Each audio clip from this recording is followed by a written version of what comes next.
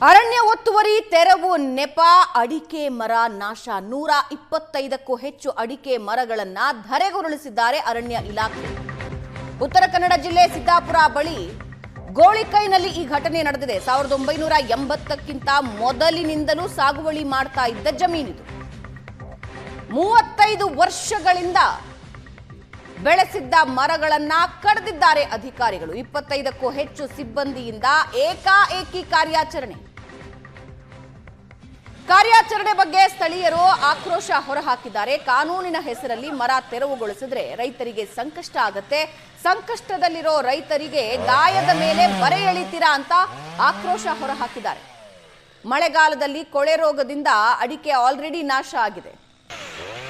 ಎಲೆ ಚುಕ್ಕಿ ರೋಗದಿಂದ ಜಿಲ್ಲೆಯಲ್ಲಿ ಅಡಿಕೆ ಮರಗಳು ಒಣಗುತ್ತಾ ಇದೆ. ಮೇಲಾಗಿ ಹೀಗೆ ತೆರವು ಮಾಡಿದ್ರೆ ಬದುಕೋದು ಹೇಗೆ ಅಂತ ಪ್ರಶ್ನಿಸ್ತಾ ಇದ್ದಾರೆ. ಕಾಡಿನ ರಕ್ಷಣೆ ಹೆಸರಲ್ಲಿ ಮರ ಕಡಿದಿದ್ದಕ್ಕೂ ಆಕ್ಷೇಪ ಹೊರಹಾಕಿದ್ದು, ಅರಣ್ಯ ಪ್ರದೇಶ ಆದ್ರೆ ಜಾಗಕ್ಕೆ ಬೇಲಿ ಹಾಕಬಹುದಿತ್ತು, ಅಡಿಕೆ ಮರ ಕಡಿದಿದ್ದು ಪರಿಸರ ನಾಶ ಅಲ್ವಾ ಅಂತ ಆಕ್ರೋಶ ಹೊರಹಾಕಿದ್ದಾರೆ.